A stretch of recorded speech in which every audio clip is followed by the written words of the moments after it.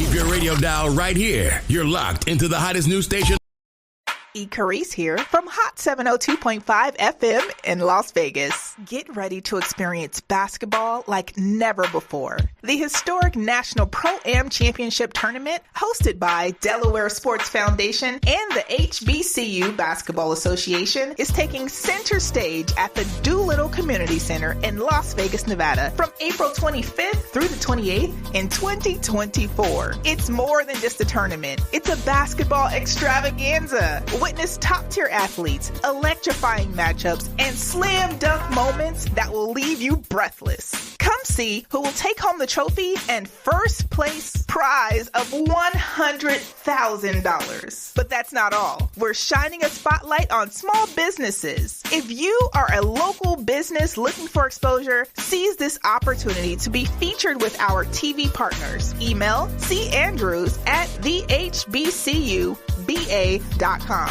and ashaw@thehbcuba.com, and let your business shine alongside the thrilling basketball action. Save the dates and join us for an unforgettable experience. The National City Leads Pro-Am Championship, where the love for basketball meets the pulse of the city. Don't just hear about it, be a part of it. April 25th through the 28th, 2024 at the Doolittle Community Center. Visit hbcuba.com to get your tickets now and let the excitement begin.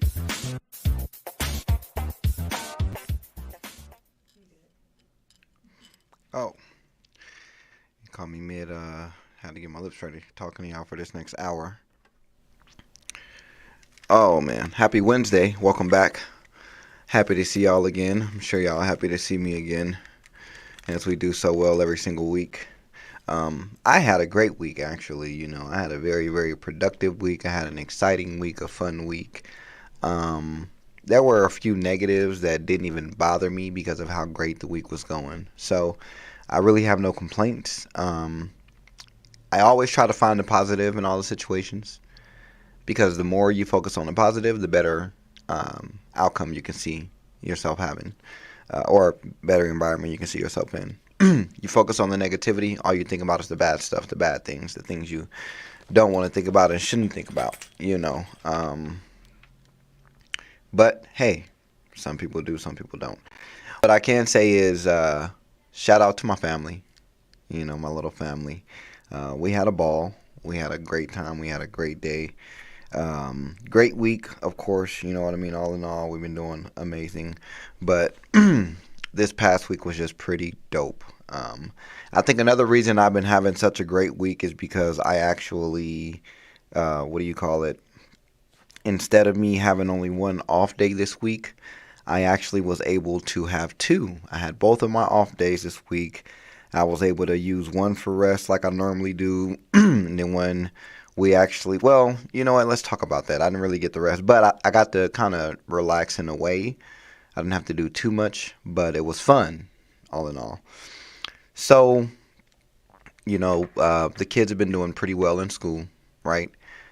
Pretty well. They are pretty well-mannered, pretty respectable. They say please and thank you all the time. They do what they have to do. They're getting compliments in school, you know, doing better, improving.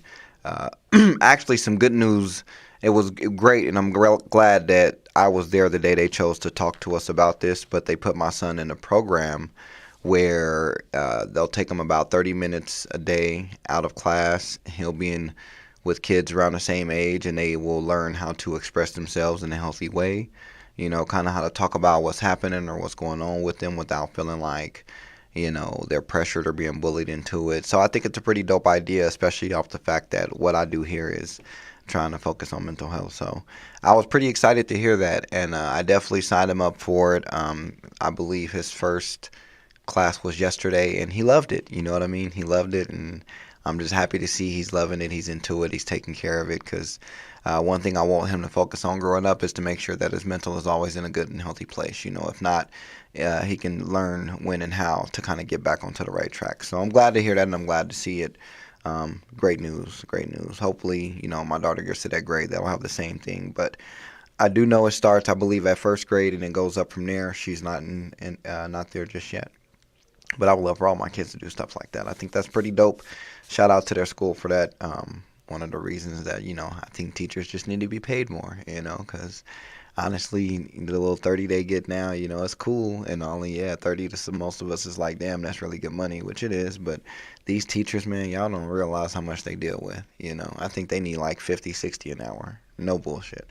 I'm going to just be honest. They need to be paid very, very well. Very, very well. Anyway, so come Sunday, sorry, let me back up a bit.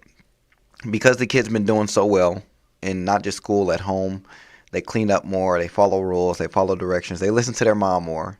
I mean, I'm gonna be honest, I don't have the issue, and I hear this with a lot of fathers. We don't have an issue getting the kids to do what they need to do. They always fall in line and do what they got to do for the dads. But they're listening to their mom more, they're following directions, they're cleaning up, they're being nicer to each other. Of course, kids are going to be kids, and especially with siblings, they're going to fight all the time. So there's nothing, I tell her all the time, there's nothing you can do about them fighting. They're going to do that for the rest of their lives, or at least while they're under the same roof. But, the kids, they'll be all right. They'll be perfectly fine. But with everything going so well, it's been so much going on in these last few months, and we finally got back on our feet. Late January, we pretty much, got caught up on all the bills, got everything situated and taken care of. We paid a few people back, that we owed, and, we got out of debt. So we finally got in a good place on our feet, and we decided that, well, one of these days we should just take the kids out for what she calls it a yes day. I say something like a yes day, because I'm not going to give you a yes day. I'll give you a reasonable day. Within reason, yeah, we can do it, So basically, I don't know if you've all seen the social media recently, but I posted a video and a picture of us going out for that nice day, but we chose an emerald green. Well, been wanting to do an emerald green for a while, so I just had to make sure I got it across the board with everybody. We all got dressed up, we all went out and had fun. So basically, I ordered everything, but the girls' dresses were supposed to arrive Sunday. And when Sunday came, everything had arrived but their dresses, right? So then we get a notification. Well, I got the notification from Amazon telling me that the delivery was attempted, but they couldn't reach the door, or I'm guessing they either couldn't get in the gate, or maybe it was because my mailbox was full, Either way, one of the two, I don't really know what happened with it. So I'm like, all right, well, we still got to take these pictures today and get dressed and go out and have yes day. We were supposed to have it Sunday. So me and Terrence went out on a journey to find everything we needed for the girls, to find them dresses, shoes, accessories, everything to go out for. We went to 2 different Burlingtons, Walmart, a couple different Rosses. Man, we went all across the board just trying to find this stuff and get it taken care of. So by the time we got all of that done, I'm like, all right, let's hurry home. Everybody can shower. We can get dressed. We can get this done. We can get the day started. And the kids, it was about 4 p.m. I'm tired. Just take me home. And I was like, okay. All right. Well, okay. I didn't mean that, but cool. So because they were so tired and pooped out, we didn't want them to kind of miss out on the day. So we ended up going to their school in the morning, giving them a note for the day, getting their work for the day, getting that stuff taken care of. And we ended up having yes day on the Monday, which was pretty great. We got dressed. We made a little video, a TikTok, and, it was mostly the kids that were wanting to do it. It was pretty fun, pretty amazing. Family things, you know what I mean? And we made a little TikTok. Of course, it took a little minute to make it, but it was fun. Once they seen it put together, they were amazed by it. They had so much enjoyment. Then we got our day started and got out. The kids said, hey, we want to go to Chuck E. Cheese. Then we want to go to the jumping place. Wait, we want to eat. Then we want to go to Chuck E. Cheese. And we want to go to the jumping place. So we grabbed a quick bite, something to snack on.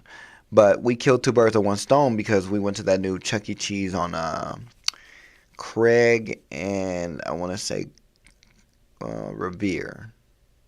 Craig and Revere, I believe. And they've got an actual little trampoline space in there for the little ones. Now, if you're 5'2" and under, as an adult, if you're 5'2" and under, you can go in there. So for the shorter people, they got something for you to have fun at Chuck E. Cheese with the kids. So they only let the kids in for the jumping part.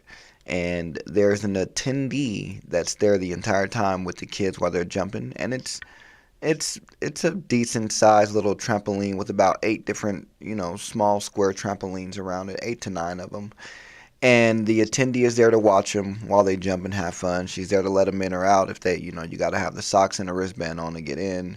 But me being a parent, I'm very cautious, so I kind of sat there the whole time. Plus, I wanted to take pictures, which I'll post a lot of the pictures of the day. We had so much fun, but I'll show everybody soon. I've just been having to get back to work the next day, so after editing all the pictures and editing the videos and getting everything saved off from the camera to the computer, from the computer to my phone, it was just a lot of work that night. I was up till about 5 a.m. doing everything all together. So yeah, give me a day or two and I'll get those pictures up.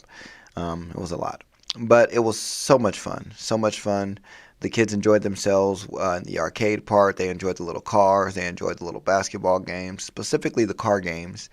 I think my kids are gonna have road rage when they get of age to drive, but we'll work on that. We got time to get that under control. But altogether, man, that entire day from when we finally ended the night, we were trying to go take them somewhere else, but they were kind of pooped, so we were like, all right, well, let's take you all to the store, get you a couple toys or something, items you want, and let's finish the day off, and y'all can go home and have fun and go to sleep. Now, mind you, Diamond has been pushing for this yes day for some time now, right? So my whole thing is if you want to give them a yes day, you have to understand what a yes day is. So we're leaving Chuck E. Cheese, but I grab, some lollipops and cotton candy before we leave for the kids.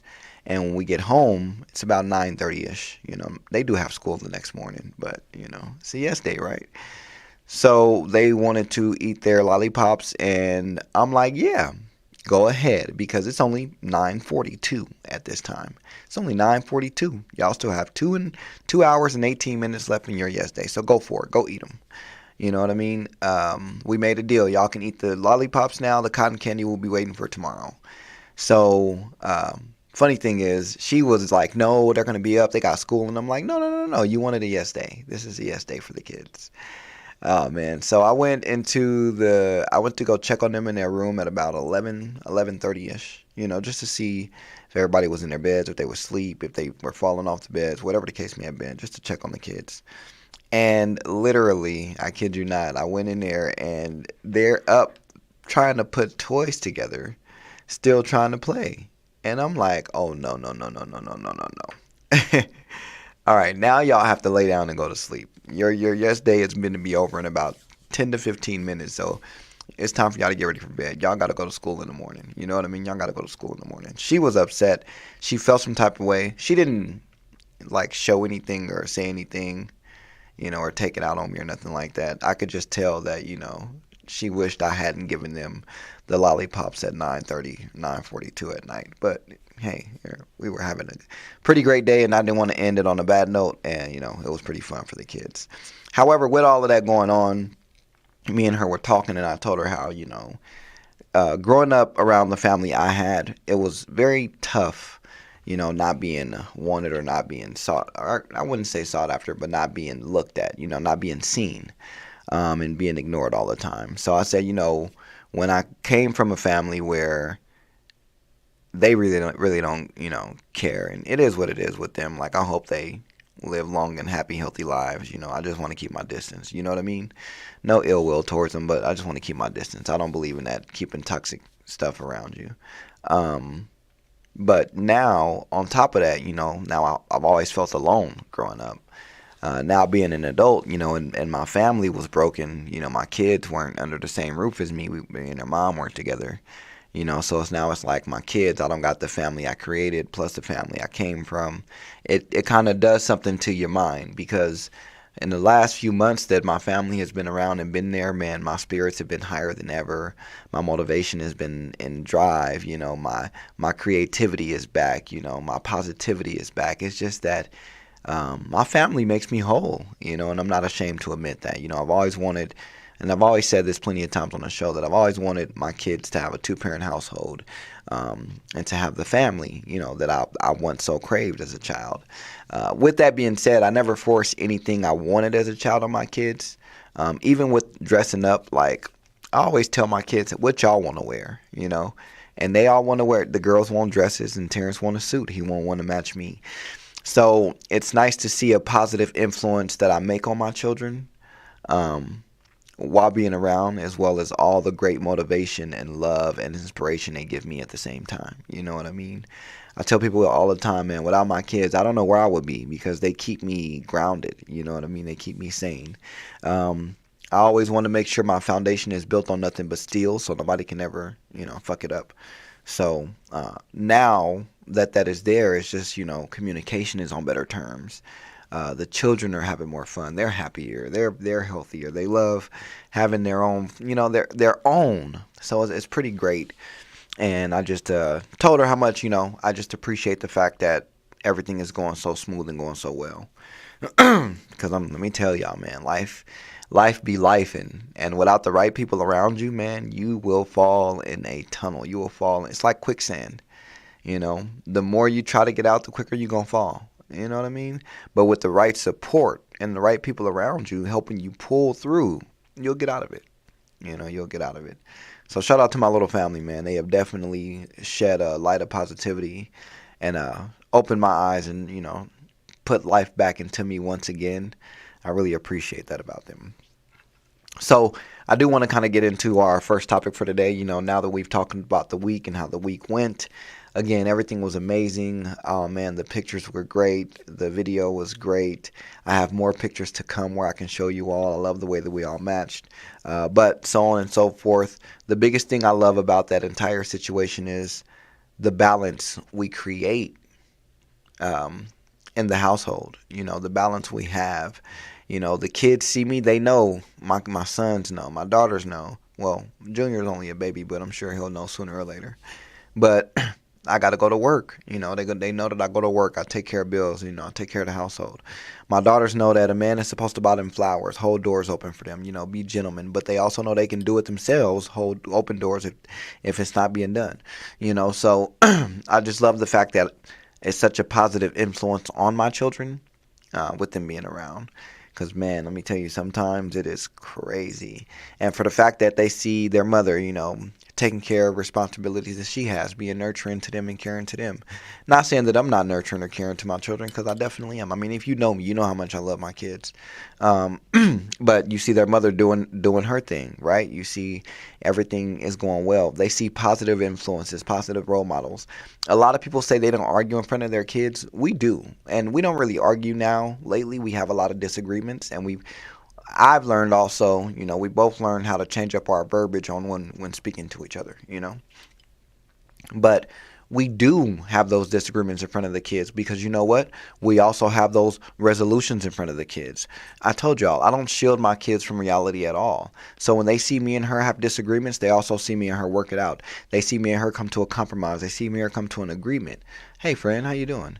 They basically see positivity from us both. They see progress and growth. They see change behavior. I love the fact that they can be able to go through the world as we see it, as we go through it. I don't want to shield them, because in that way, later on down the road, when reality hits them, they may not be prepared for it. They may not be ready for it. But I want my children to know conflict resolution for sure. You know what I mean? I don't want my kids to feel like violence is the only way. I'm sorry. I don't want that to be a stipulation on being raised in my household, is that violence is the answer. I'm sorry. I think I've mentioned this before, but the way I work with things with these kids now, because they're so smart and they're so easy to talk to, we have 2 conversations about the same incident. After the second conversation, if it happens again, the third one, that's when discipline becomes involved. Well, it's really one conversation, then it's discipline as far as like taking away toys or games. And that third one is where it's just like, hey, man, you got to see me. You know what I mean? Not like I'm going to beat my kid or nothing, but, we got to take it a step further, because something ain't working. You know what I mean? But all in all, I just love the fact that I see the growth in them. I see the inspiration in them. I see the fact that my kids want to grow up and they want to be like me or their mom. My kids play around in the living room and say, I work for Kiss World and we got mini golf there too. So you'll hear them say, yep, all right, I got to go to work. Time to go to mini golf. I got to go to work. Little things like that just make it sound like They know I'm on my shit. They know I take care of my business. You know what I mean? So I'm happy to see that. But it's the fact that we both create balance because we both don't try to overstep boundaries we shouldn't step over. For example, we don't really deal with gender roles because we both wash clothes, we'll both cook, we'll both clean. You know what I mean? We both help with the kids. So gender roles aren't a thing in our household. It's more so of these are lifestyle roles. Whether you're by yourself or with somebody, you need to know how to do this, right? We don't play those. But we create a great balance with that and showing them what it looks like real time. You know what I mean? With that being said, I want to talk about misogyny for a second, because it's getting a little out of hand with the word being thrown around. Because there are some cases where the word needs to be used, and I completely get it, completely understand, But there's also times where that word is nowhere near what you're accusing somebody of. I say, well, let me give you the definition first, all right? I'm going to give you the actual definition and then an easier definition for some of y'all that may not know the other words in this actual statement or definition. So misogyny is the dislike of, contempt for, or ingrained prejudice against women. Or in an easier way to say it, a person who hates or discriminates against women, right? That's what misogyny is. That's what, when you call someone misogynistic, when you talk about it, that's what you're speaking of, okay? And the only reason I want to talk about it is because I have never personally, up until not too long ago recently, I personally have never ran into being used or that word being thrown at me for something that had nothing to do with it. And my examples to that is, I literally was walking into work, and it's a casino. And when I walked into the casino, I held the door open for one of the guests, and I'm like, I'll get the door, and I waited. She was about halfway down the bridge, and I hold it open and waited for her to come through and held the door open so she can walk through, right? That's just me being a gentleman. And ma'am, I don't want you. I have a whole family at home. But the first thing she said was, when I held the door open and waited, she walked by and said, "You're so misogynistic." I said, I think that's called chivalry, being a gentleman. You see a lady coming, you hold the door open. I was at the door first. You weren't too far behind me, holding the door open. That's chivalry. I think that's what that's called. So I don't like the fact that I went and did some research, because I'm like, there's no way that a lot of these situations and men are being called misogynistic over chivalry. So what I did was I went to TikTok, I went to Facebook, I went to Instagram, and I just did a little research on a few podcasts and videos and things like that, where they have these women on the show and they talk about, misogyny and all these things that go with it. And it's crazy that on, about 80 to 90% of these shows that they're talking about it, the women can't even give you the definition of misogyny. They don't even know what it means. Yet they throw it out left and right to tell somebody they're misogynistic. And when I saw all of that and I watched these videos, in my mind I said, oh, so you mean to tell me the word chivalry just got replaced with misogynistic?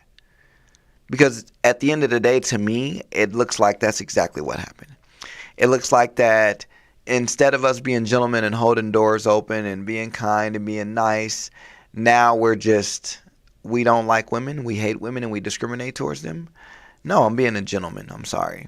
I'm being a straight gentleman. Some of us were raised to be gentlemen. I'm raising my boys to be gentlemen. I will raise them to understand that it is okay to hold the door open for a woman. If she complains about it, apologize and tell her you will not do it again. That's all you have to do. That's it. Simple as that. You know what I mean? It's not that hard.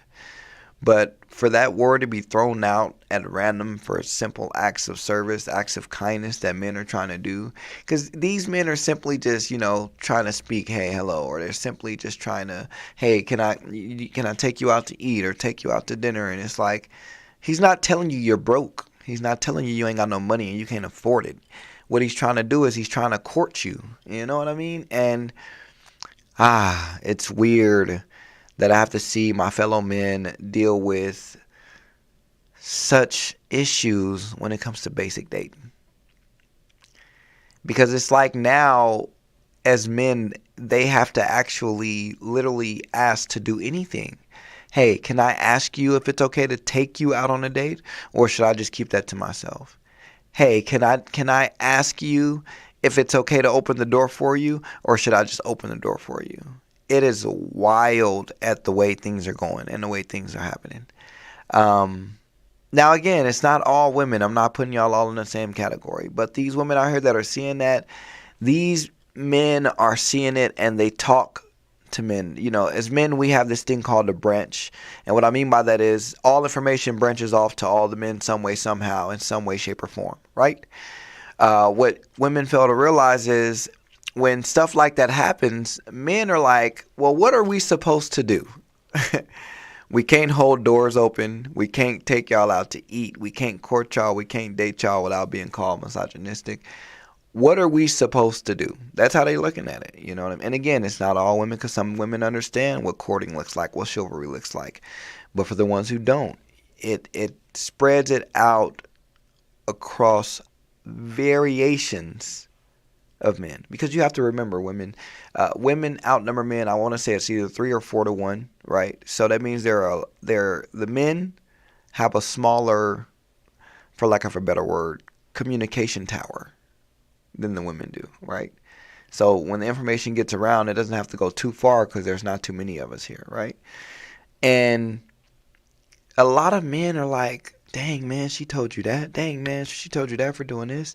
Dang, you offered her jacket and she tripped with you. Or you offered her your jacket and she tripped with you. Dang, you tried to pull her chair out for her and it was a problem. Like, when these discussions are being held and men are communicating with each other about what they deal with when they try to date, when they try to talk to women, they come to a complete standstill of like, well, what the fuck is going on in the world?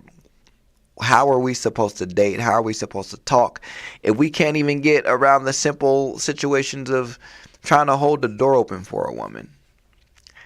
I just think that some women should really do research on what they call these men, because you're calling them the complete opposite of what they actually are.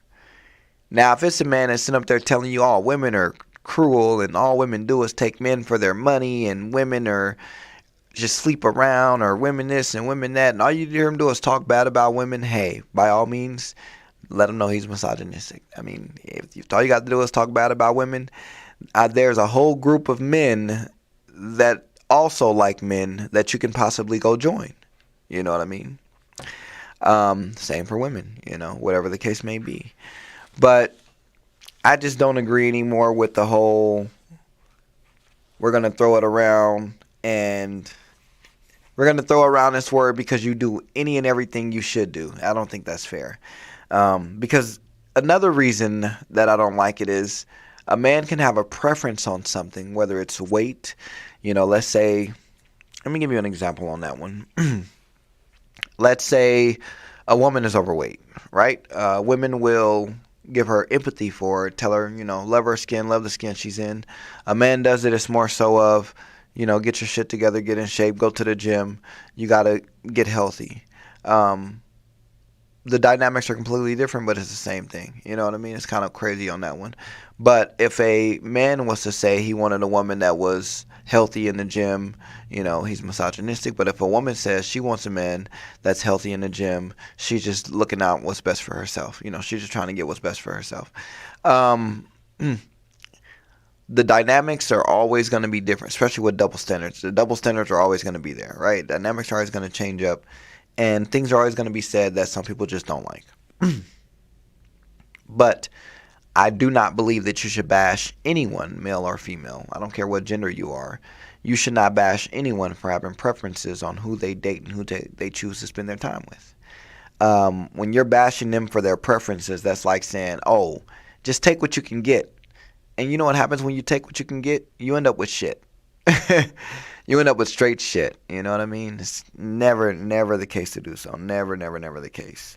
But a man can say, hey, I don't really want to date tall women. I want a woman that's shorter than me. That's a problem. But a woman can say, I want a man that's over 6 foot. I don't want, I'm not gonna say it. I don't want a guy under 5'6", 5'7". I don't want a guy under 6 foot. That's what they normally say.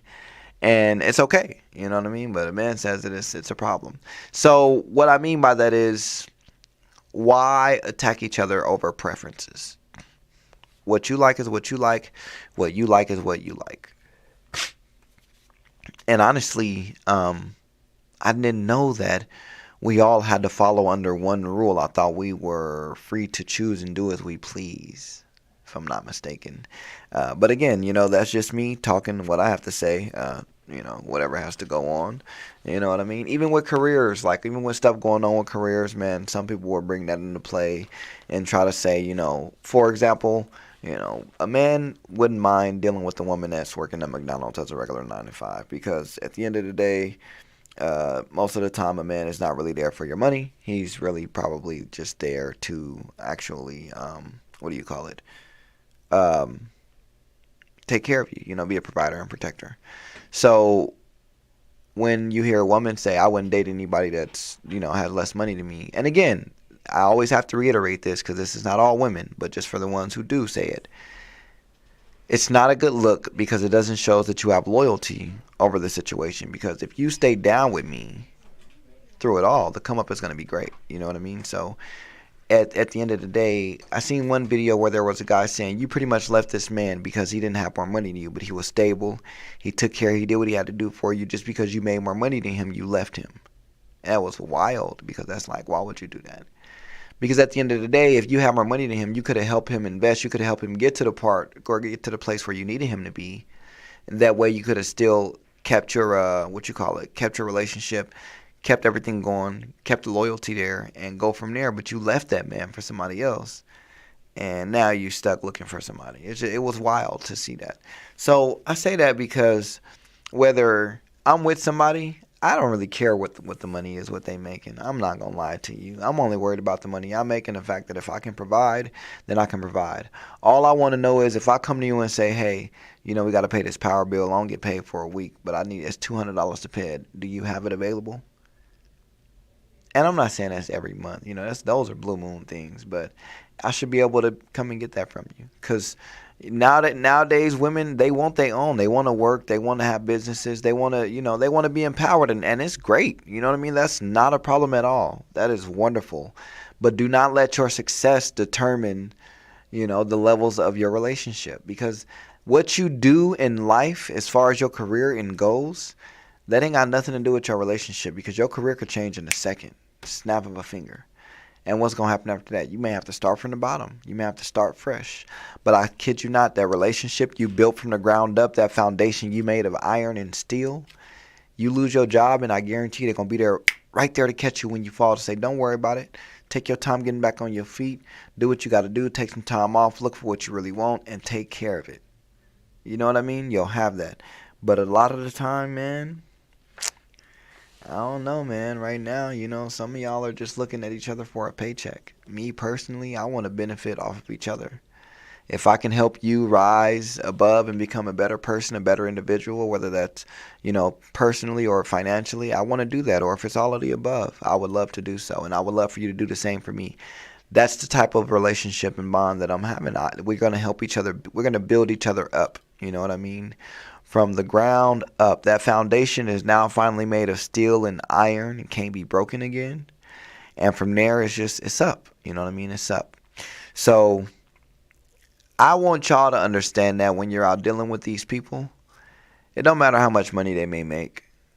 I do believe in that statement, though, more money, more problems, because I just believe the more money somebody makes, especially if they make a significantly more amount than you, the more that they'll try to throw in your face, which is wild.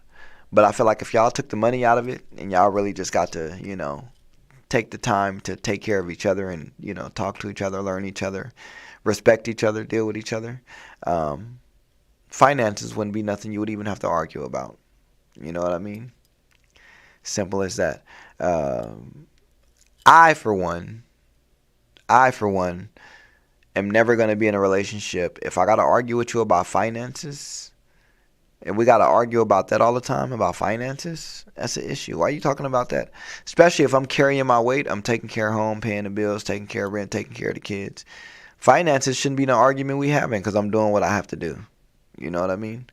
It's a difference between wants and needs. If it's something you want just because you want it, if you don't need it, 9 times out of 10, man, if it ain't needed, you probably ain't gonna get it. You know what I mean? But that's different from rewards, progress, from building, from, it's, you have to be able to. Some of y'all don't know how to play broke for a while and be broke for a while to be better off in the long run. Longevity is what you're looking at. Sometimes you have to play the long game. Sometimes you have to, play broke for a year or two while you build up and stack financially to make sure you and your family is okay. I think a lot of y'all ain't ready to do it because you want to show off so bad right now. You want to show everybody what you got. And that is a major issue. Anyway, back to the topic at hand. I got a article sent to me, and I was asked about what I think about it. So I'm going to read it, and we'll go over it. It's not that much of long of an article, but it's from Men's Group. Yes, this was sent to me from a fellow man. You know what I mean? We're going to discuss it as we go along, possibly, because, make sure we don't run too much time up here. So the website is mensgroup.com, and it's titled Toxic Feminism, The Dangers It Poses to Men and How to Deal with It. This is by Sean Gala. I hope I said that name correct. Now, it says a lot has been happening globally, from seminars to social media activism and protests, like the Me Too movement about how women can end patriarchy, one word that is synonymous with the fight against toxic masculinity. It's toxic feminism. Toxic feminism is a term used to refer to how most women react to gender-specific expectations and behaviors meant to keep them quiet, subservient, and submissive in the midst of male aggression and domination. It is also a term used to describe women who use their femininity to get privileges and make indirect confrontation using gentleness. Now, just like toxic masculinity and men's rights movements, toxic feminism or toxic femininity is the product of a patriarchal system or society that calls for an in-depth look to be understood. Now, the feminist movement, the birth of the feminist movement took place in 3 waves, shaping what feminism means today. The first one took place in the early 20th century, where women pushed for political equality. The second wave took place in the 1960s and 70s, where young women pushed for professional legal equality and women's rights. The third wave of the feminist movement has taken shape in the last few decades, pushing for social equality and social justice for women while fighting toxic masculinity. While political and legal equality is clearly defined, social equality has been seen as complicated. The currency wave of contemporary feminism movement consists of women who call out unconscious biases and cultural norms that put women at a disadvantage, which, definitely feel free to call somebody out for some shit that ain't right. Because of the different wave feminism movement from different eras, sexual violence has halved in the last few decades, Domestic violence has dropped, and women surpass men in the workforce while earning more than 50% of all degrees. These changes have taken place since the second wave feminism movement in the 70s, even though women still face harassment and stereotypes in different industries. One way the modern feminism movement can fight the harassment and stereotypes in these industries is by actually being there, as opposed to sending retweets from the comfort of their location. So don't just say it, be about it. Do something, don't just talk about it. Talk is cheap. Hey. On the other hand, if you're looking for fragile masculinity, then follow mensgroup.com now. Understanding toxic feminism. When people have conversations about feminism, they rarely touch on toxic feminism. Mostly because most people do not view it as a problem. Most view it as, most who have heard of the concept easily dismiss it. However, toxic feminism can be as damaging as toxic masculinity. To address toxic feminism in the same way the world addresses toxic masculinity, it requires defining femininity. Based on societal expectations, society expects women to meet their feminine role by dismissing male aggression, pushing them to submissive roles, and putting a lot of emphasis on appearance. This results in the development of mental illness, the inability to pursue positions of power since it is seen as a man's thing, and reinforcing of masculine beliefs in the next generation. The results of toxic feminism can also be male hatred, trolling over sexualization, and undervaluation of oneself. Male hatred can stem from the battle against a patriarchal society. To many feminists, this battle signifies their fights against men who commit crimes such as sexual assault against women, which it is never okay to do. It is never right. Any sexual assault against a woman, you should go to hell for. That should never be allowed. I don't care how much you think she's teasing you, what you think she's looking like, what she's wearing. That is just wrong. No means no at the end of the day, and that's what it is. Based on the information shared in a toxic masculinity group, men characterize feminism as an intimidating, loud movement centered on attacking men, even though feminism emerged as a fight for gender equality. Wasn't I just speaking on that? How, men will talk to each other and, they'll feel like, we can't do anything because everything we're doing is wrong, right? That kind of speaks on that. Traditional feminine qualities can become toxic when used to undermine others. Toxic feminism was the product of decades of male dominance where women were not allowed to overpower or dominate men. This forced women to use subtle warfare to get their way as opposed to violence. Because of the inability to fight men's dominance in the past, women often viewed fellow women as competition for favorable positions. This woman versus woman mindset is present today, evident in the way women target fellow women more than they do men. According to statistics, 58% of bullies are women, with their victims being fellow women at least 90% of the time. That's wild. So basically that means women are picking on women as bullies. And you know what? I won't make any comment on that. That's just wild. Toxic feminism at work. Based on statistics, women are up 21% more likely to report unfair treatment from fellow female coworkers. There's been a lot of conversations about making the workplace safe for women. However, the truth is that the work environment can be as harmful to men too, because women can be aggressors. In the workplace, toxic femininity thrives because women are able to attack men with no consequence, since it is not exactly considered to be a form of harassment. This is mainly because women are seen as the weaker sex. For this reason, women get away with aggression because it is often covered under niceness. Signs of toxic feminism. There are many examples of toxic femininity in the workplace and outside of the workplace. Men need to know what to look out for to ensure they are not falling victim to toxic feminism. Guys, this friendship or niceness from women. Some of the telltale signs of toxic feminism include talking over other people and belittle others, especially fellow women. Passive aggression behavior can include patronizing behavior, fake nice ties, and smiley faces after a harsh text. Sabotaging behavior like lying for their benefit, offering misleading advice, manipulating situations, and mocking others for their decisions. Resentment, jealousy, and bitterness towards others, especially fellow women, for their popularity, looks, and achievements. Negative competitiveness with other women through dominance or sexuality. Understanding the signs of toxic feminism is the first step to understanding how toxic femininity is damaging us, especially men. Wow. So they go on and they talk a little more about examples they give for toxic femininity. I'm going to kind of scroll through a little bit because I don't want to take up too much time here. And I want to get to this one part where it says how to eradicate toxic feminism, because I think what it's saying is useful, and I think if you hear it the right way, you'll understand what they're trying to get through. The same way movements are formed to fight toxic masculinity is the same way women and men should come together to fight toxic femininity. An important part of feminism is revealing the power and potential women hold without having to use aggression or oppression to be heard or seen. Feminism brings together women through their shared experiences of sexual harassment, misogyny, and sexism. It is important to consider intersectionality to eradicate toxic white feminism that fails to take into account the oppression faced by women of color every day. Gender equality can only exist when men and women agree that toxic feminism exists like toxic masculinity and come together to bring positive change. Now, I only wanted to skip to that part here because what they're saying is is pretty much, well, I kind of gotta have to read the one from modern feminism first.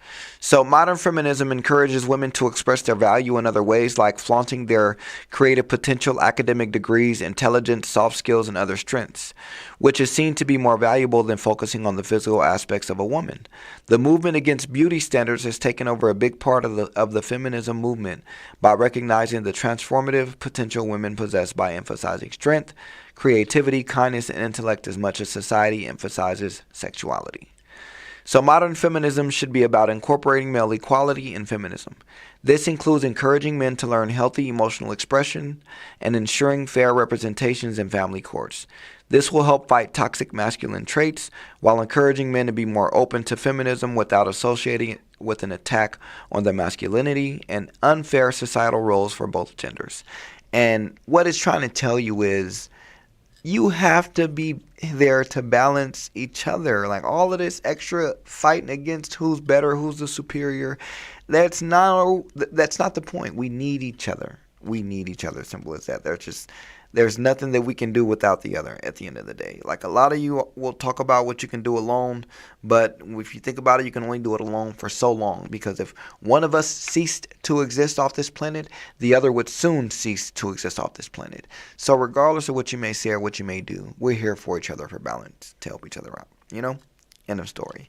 I really had to get that one out because that was really grinding my gears. Where am I at here? Okay. All right, last thing I want to talk about here today, want to get all of that out there in the window and get that out. I have this great idea, and I have been making moves already to put it into play. But I want to give you all my idea, because pretty soon I want to start reaching out to the community for help with stuff like this, because I know I may not be able to do it all on my own, and I know I'm going to need help and support and a village to do so, but I believe in this community, and I believe in the assistance and help that they can give with the program like this. So what I want to do is I want to title it Not Like My Dad, okay? Me, again, I didn't have a dad growing up, right? So I want it to be an image of saying that I am an active father. I'm around. I take care of my kids. I'm involved. I do what I have to do. But I'm not just, there doing the basic roles. I'm there to help them become gentlemen. So what that led me to think is, there are a lot of young men, a lot of youth here, and they don't have that. They don't have a father. They don't have that proper guidance. They don't have that proper person to go to, when they need that a talk or have a conversation. So my idea is I want to create this Not Like My Dad. I want to do things like maybe every month or every week I do something like an etiquette class, or showing them how to tie different ties or different forms, showing them proper mannerisms, or if it's just teaching them how to express themselves. I really just want to pretty much create an environment for these young men where they can actually be successful in more than one way. One thing I say is like, hey, but I'm book and street smart, but you'll never can tell that I came from, that I was in the streets. You know why? Because I don't carry myself as so, I do what I have to do. And for all of y'all want to know, I do not have a record. I do not have a record at all. I don't have to worry about none of that. I did not be involved with, or I did not get involved with the police in no way, shape, or form, or I didn't get caught, whatever you want to call it. But again, I didn't have the proper guidance that I would have liked to had at that age. And that's what I want to do now. I want to be able to create this foundation, this place for the youth, for the men, young men, the boys growing up, where they have a place to come and say, you know what, I can see a positive male role models here, that can come out and help support this. So I got plenty of friends. I know y'all got degrees. I know y'all got trades. I know y'all got businesses. So I got plenty of friends out there that I'm going to reach out to, because sometimes I may have a class where I want y'all to come out there and talk. I want y'all to be able to actually have these conversations with each other and with these youth and with these kids to show them like, hey man, like we had to fight, we had to get it out the mud too. We had to fight hard, but it's possible. It can be done. You know what I mean? So I want to create this environment for these youth where they see a positive influence, and hopefully one day it becomes so big and so huge that it's just a corporation that's just helping these youth all around the world. That's what I want to do. That's what I'm going to be doing. So pretty soon I'm going to get a lot of clothing and merchandise out for it so I can get that part of it started. I'm going to start reaching out to people to see if we can kind of get events and put them together, if we can find these event spaces, if we can find, sponsors, if we can find donors, whatever the case may be to make this happen and get this going and get it taken care of. I'm also going to bring back the 1-800 This Might Work, because I believe that this is going to work. I believe that this is going to work.